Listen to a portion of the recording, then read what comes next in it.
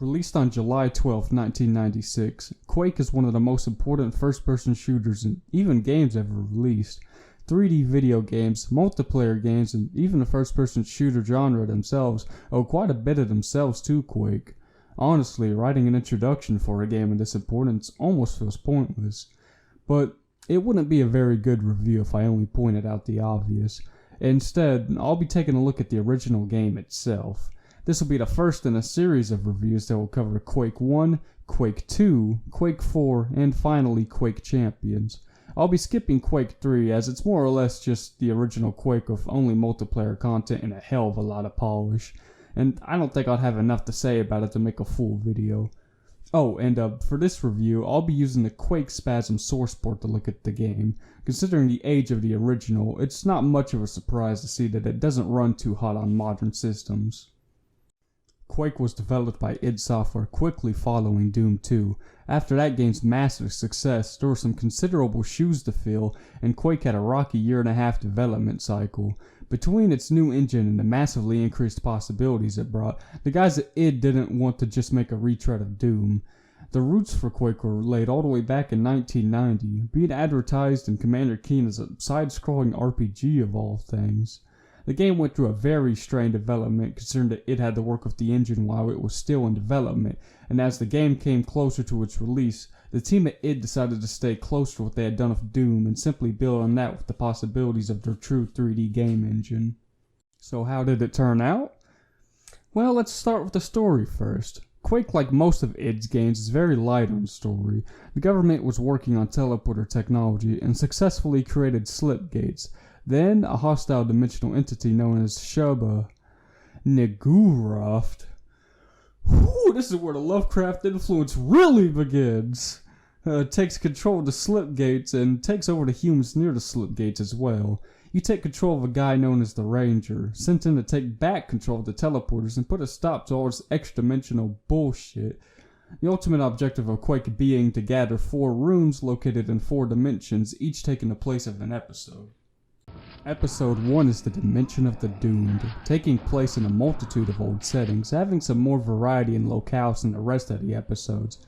This is also the only episode that ends with a boss battle actually, pitting the player against a thing known as Cthon in a really pointless battle where you press some switches 3 times.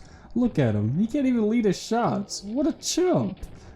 Defeating him grants the player the Rune of Earth Magic and safe passage out, as long as you consider a bit of fall damage safe. Episode 2 is the Realm of Black Magic.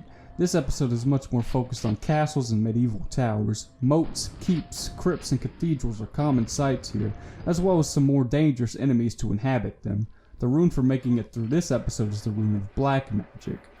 Episode 3 is the Netherworld. This place is a much darker world filled with all sorts of dark and satanic imagery. Compared to the Hell and Doom, Quake's is much more ominous, but with just as much lava to fall into. The rune for completing this episode is the Rune of Hell Magic. And in episode 4, the Lovecraft influence finally comes out to play. The Elder World is even darker than other episodes and is the hardest one as well, featuring the most dangerous enemies and the highest amounts of them, as well as being much more labyrinthian than any other episode. The rune for surviving this episode is the Rune of Elder Magic. After completing all 4 episodes, you gain access to Shub Nigurov's pit. This cavernous area serves as the final level of the game. No real boss fight still, but the high volume of dangerous enemies and traps will still give you one last fight before the end. At the end of the level is a teleporter that puts you at the location of a spiked sphere that floats through the level. This sphere sometimes passes through Shub Niguroft, and with one well-timed teleport, you can telefrag the Eldritch Mass, putting her in a new location, the Wall Paint. Much like id's other games, Quake's storytelling is all about the levels themselves. You don't speak in cutscenes but with your weapons, and other than some text crawls at the end of each episode, you don't get any sort of in-game explanation for why things are the way they are.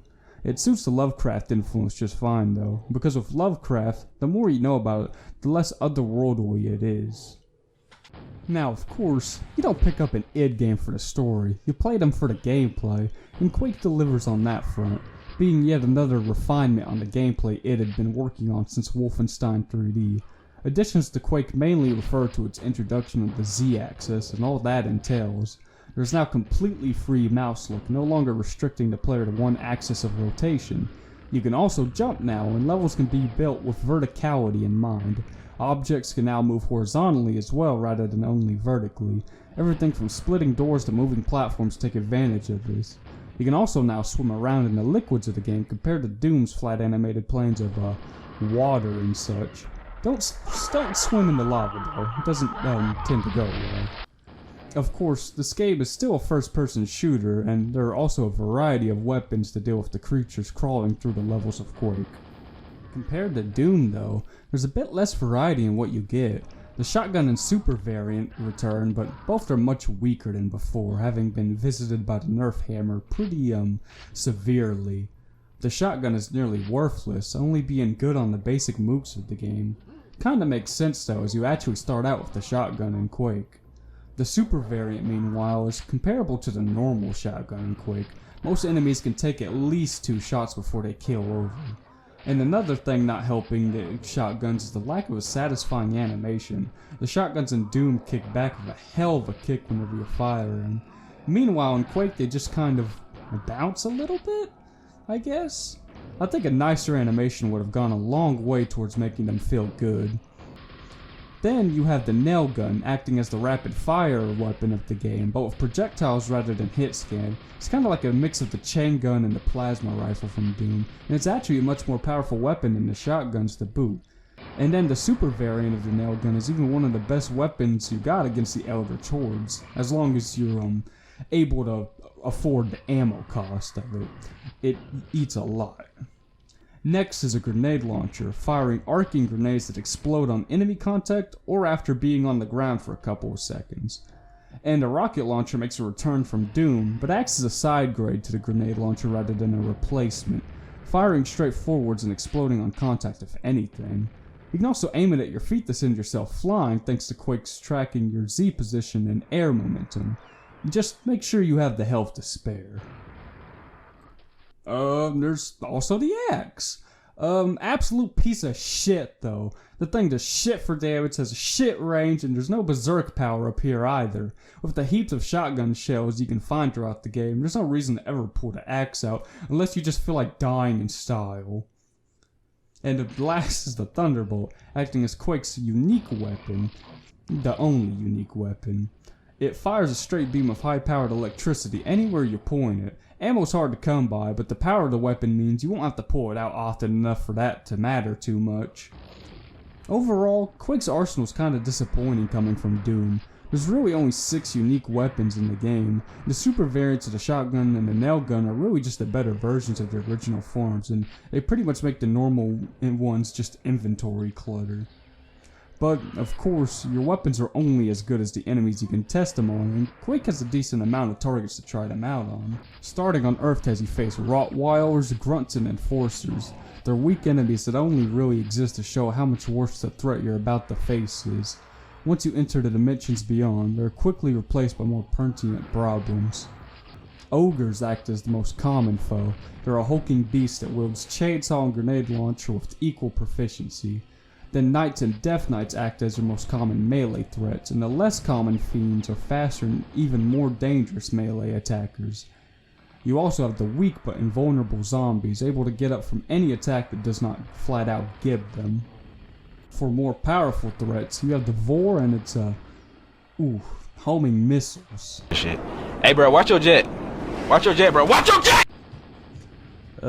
You also have the Shamblers, who are the tankiest foe you will face. With their high health and lightning strikes, they can make quick work of anyone just standing around. And last but not least, you have the annoying ass Spawn. These pieces of jumping shit leap at you with surprising speed, and they also explode on death. Needless to say, killing it up close will put both of you in an early grave. Oh, and I almost forgot, the most important enemy in Quake. The fish. It's a fish. Definitely is a fish. Well, Quake has a pretty solid bestiary, though with a high focus on melee enemies, fights in Quake tend to start with the player backing away from the room they've just entered. especially with the lower damage of your weapons and the resilience of your enemies. Trying to stay with some of these assholes in the small room is just asking to get stomped into the dirt. The best help you're gonna get are the 3 power-ups you can find in some levels. First being the Ring of Shadows, making you undetectable to enemies unless you decide to make your presence known by firing your weapons. I mean, you can straight up walk into them, they don't even give a shit. I guess they just think it's solid air or something. Then you have the Pentagram of Protection, which makes you completely invulnerable for its duration. And of course, you have the Big Daddy itself, Quad Damage. Really, it doesn't even need much explaining. You deal 4 times the damage, you become laughably overpowered as every enemy eats shit and dies. Though besides those short durations of assistance, you only have your own guns and they'll be your only companions throughout the levels of Quake. The places you travel through in Quake are miserable. The sparse details the engine afforded by Quake's levels are spent on imposing architecture, foreboding halls, and miserable outsides. These are some truly terrible places to be, and you never really feel particularly safe in the episodes of Quake. Not helping the game is the color palette, just as miserable and murky as the rest of the game. Browns, greens, and grays make up most of the places you'll see, with only the occasional splash of blue or red, which almost act as eyesores compared to the rest of the game. Also not helping is the plentiful amount of traps in levels. These places do their best to gore and skewer you as you travel them. From crushing spikes to rapid fire dart traps, it's a wonder that the enemies you fight here have even survived as long as they have. Despite all that though, the levels are surprisingly easy to navigate. Getting lost is a very rare occurrence despite the labyrinthian nature of many of these places. With the addition of true 3D space, it's a lot easier for the levels to stay compact, rather than sprawl out into a literal maze like Doom's maps very often did. Another interesting thing that Quake did was the full use of polygons instead of sprites. Everything from your gun model to the enemies to even the level details are in full 3D. I don't think a single sprite is found at any point in Quake. Explosions and blood opted for particle effects instead, and the shower of blood from a gibbed enemy is particularly impressive, especially considering the time the game was released. Being able to have everything as polygons is just one of the cool advantages of moving the CD from floppy disk for Doom. It was afforded much more storage space to add higher quality assets to Quake. And another thing that came from the move to CD is CD quality audio.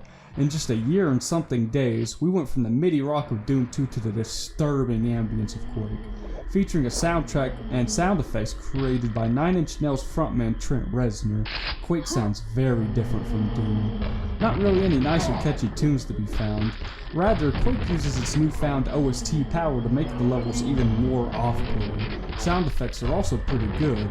Everything in Quake has a solid crunch behind it. Except for the dart traps in the levels. Every one of them plays a firing sound, and when you have a lot of them in one place, holy shit, I'll be reaching for the volume knob. I guess I should give less of a description of the game and actually get into some critiques now. I think my biggest problem with Quake is that it just lacks the spark I think Doom really has. Between the lower amounts of enemies you find in levels to their increased tankiness, fights in Quake are much more about backpedaling from melee threats and hiding behind cover than taking your enemies head on. And the lower weapon variety doesn't help in that regard either. And the smaller enemy pool means a lot of fights very much blend together. You will see so many fucking ogres by the end of this game, I swear to God Quake could make for a Shrek extended universe style. Also, I have to say, while the ambience of the soundtrack is fitting and pretty good stuff, I do miss the higher intensity of the Doom OST. I know the technology wasn't really there for it at the time, but I think this game would have really benefited from some sort of dynamic soundtrack. The ambience feels a bit out of place when you're in a big firefight. And also, that final level was a disappointment. You don't even get to put one shot into Shub Niguroth because she's completely invincible. Just telefragging her is kinda cool, but also pretty boring considering all the weapons and ammo the game gives you right at the final level. Though, it's not all bad. There are some pretty good things Quake does as well. By far the best thing is the massive amount of freedom afforded by the 3D world. I don't know about you, but being restricted to one axis of rotation in the early Dooms sucks. Being able to have full mouse look is fantastic, and it feels great, along with being able to jump. And I love how the tracking of your momentum in 3D space introduces rocket jumping. Being able to jump around levels for health cost is a great choice, and knowing when to jump to get a secret or just to skip an entire level is a great freedom to allow players to relish in. Maybe I don't want to go through this hellish level for episode 3, maybe I just want to do this. Also, gotta shout out that sound design. Quake might not have the world's greatest soundtrack, but it has some really nice sound effects in it. Firing the Thunderbolt and the rocket launcher in particular feel great, and quad damage also sounds suitably powerful with a harsh synth noise accompanying every shot you fire while it's active. And while I don't think the ambience fits some of the more intense combat, it does an amazing job of setting the eeriness of the levels in Quake. I also really like the commitment to its Eldritch themes. Even if the game lost some more chances for colors or a more rocking soundtrack, the level of devotion to the Lovecraft theme in this game is a rare sight in most games, and it makes Quake very unique amongst its peers. Though, when you have as much of a legacy as Quake does, I don't really think the content of your game matters anyways.